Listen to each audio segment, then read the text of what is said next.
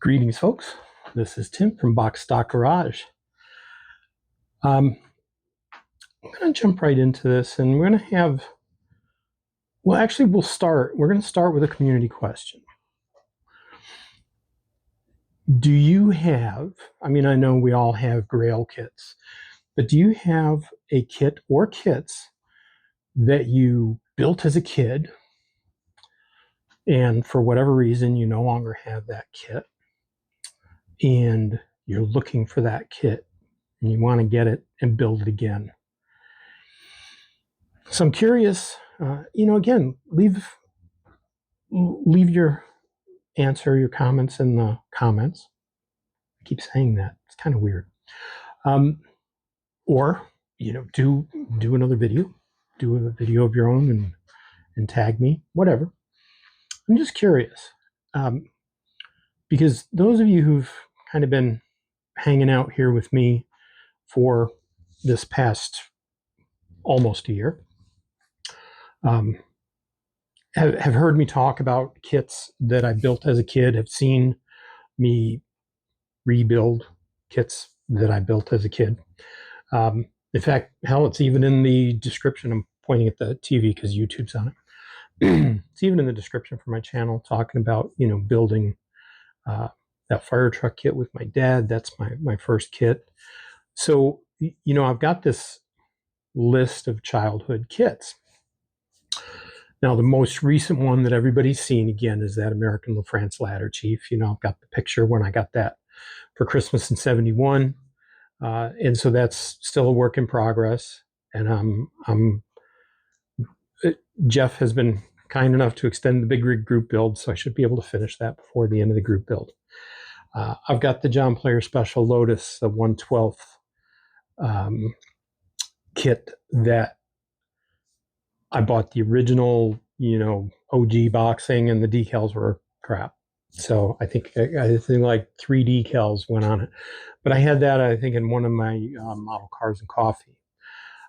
In the Evil Iron Trike, which, when I got back into modeling, I was looking for the Evil Iron Trike on eBay, and they were going for, over $200.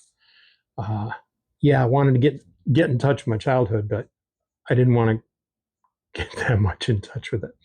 But then, it got reissued, and I grabbed the reissue, and I built that actually a year ago. Love that kit sitting up there because it doesn't fit on the shelf. I got 2 more. I got the Tyrrell, the 1/12 Tyrrell P34, the 6-wheel, that famous 6-wheel Grand Prix car.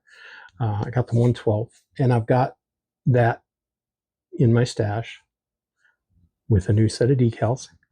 See, sometimes you throw enough against the wall, some of it sticks. So that left me with 1. And this is another kit that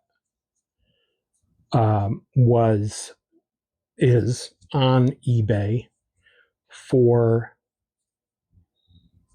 hardly ever less than $300. And again, I just couldn't pull the trigger on it. Well, one popped up that went to auction, and I got it. And I got it for, I think, including shipping, because you're going to see why shipping costs a bit. I think it was about $105. And I know very rarely do we discuss what we pay for our kits. I don't know. So maybe I just broke an unwritten rule. If that's the case, I do apologize. But this is, about 1/3 of what I've seen. And so this is the kit. This is the manufacturer that I built when I was a kid. And I'm going to have to back up because, as they say, it's a biggin. So this is the 1/12 scale Lamborghini Countach by Entex. It is very large. I've got a video that I'm going to attach after this. So it's going to be kind of a continuation where I do kind of an unboxing. I'm not going to go through the entire set of sprues. But the one thing that well, there's two things that I wanted to do, and they're going to be in the other video as well. There's the engine. So this was started. The engine was built. The shifter works. So whoever started this, God bless them, they did a nice job on the engine. But the other thing that I wanted to show, there's seats in here and stuff, but there's the body. There's the 1/24th Countach body that from the kit that Kyle gave me. So, again, I mean, let's face it, we do the math, 1/24th to 1/12th. So this thing's twice as big. And it certainly is. It just looks like more than twice as big because, it's just freaking huge. So this is the kit. I mean, this is the boxing. This is the color. I am 100% certain when I was a kid and built this that I didn't paint it. I do remember it being orange, and I'm sure I left it orange. This is going to get painted. It's going to get painted orange. I remember the doors worked. Everything worked. So I don't remember doing a very good job, but I don't remember doing a crap job either. So, the instruction booklet is 104 steps. There's some funny stuff in the instruction book, funny historical. Talks about the car and the fact that the price tag on the car, on the real car, is $52,000. Right. That's worth a little bit more than that.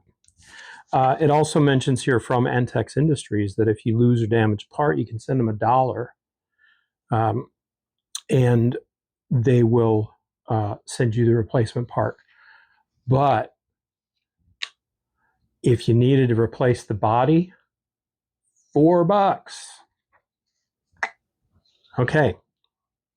And then the other thing that was quite cool for me, and my, getting in touch with my childhood again, is at the very inside back cover, somebody wrote in cursive, so nobody does that anymore, in pencil, bought summer of 1980. So that's probably around when I bought mine. If you look on ScaleMates, this is 197 question mark.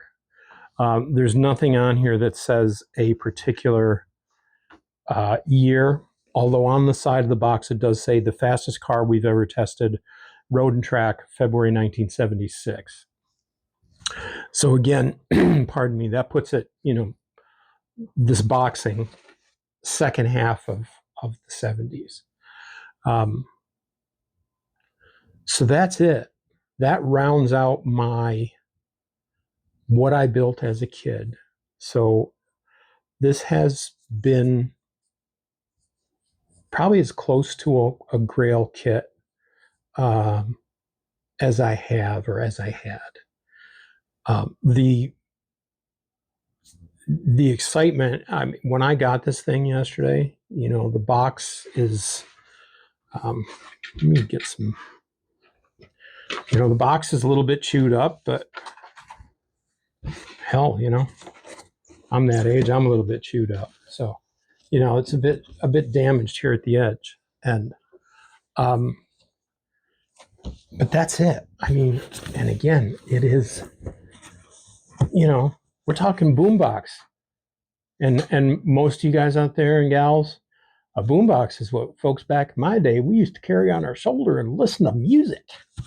Okay, sorry. So I'm over the moon.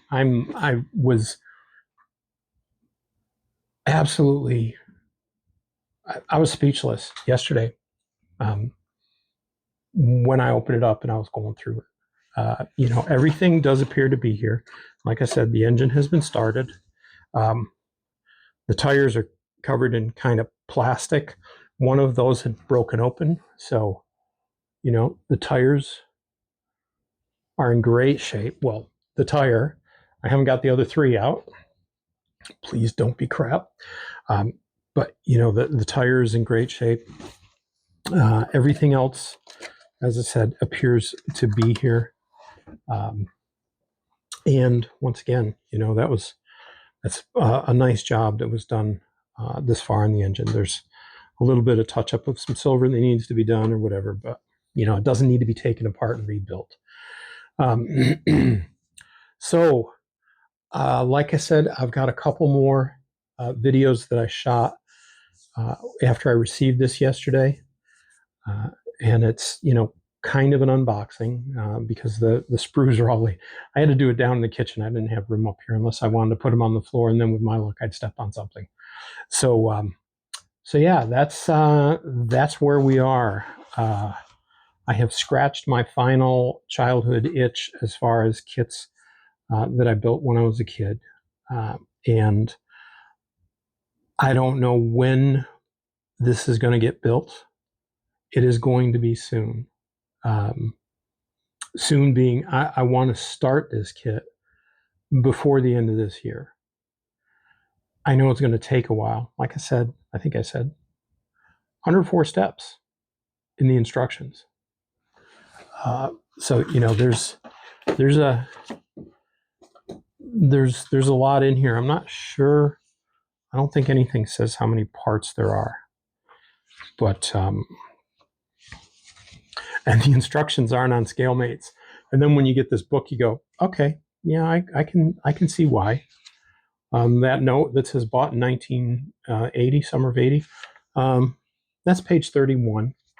So, including the back cover, there's 32 pages. This is interesting. I just noticed this. I noticed that it said printed in Japan, and I thought this was just a kit number or something, but it actually says 1/78 printed in Japan. So I'm going to go out on a limb and say that this manual was printed in 1978. So I'm going to go with that. If I find anything else that has a date on it as I'm building, that'll be cool. But again, I think you all get the point. I'm super, super excited to finally have this kit and to have it for well under $300, well under $150. I've been able to turn off the automated search on eBay. Again, I couldn't be happier. And I'm going to keep saying that over and over again. And since I'm already at 13 and a half minutes, and then there's other stuff, this could even be part one, because I could sit here with the damn camera running and just keep saying over and over again how excited I am to have this kit. So with all that being said, I am going to stop recording, put this away, not too far away, because I'm going to kind of every now and then pull some stuff out and go through and, see what needs to be done next on the engine and things like that. But thank you so much for coming along on this nostalgic ride. It's not over yet. We still got the fire truck to finish. We got that Tyrrell to build, that P34 six-wheeler. We got this bad boy to build. And I might pick up another 1/12 John Player Special Lotus. But I like the fact that it's sitting down there on the shelf as that tip of the hat to my childhood. Just like up at the top of the shelf, we got the Evil Iron. So again, for you folks,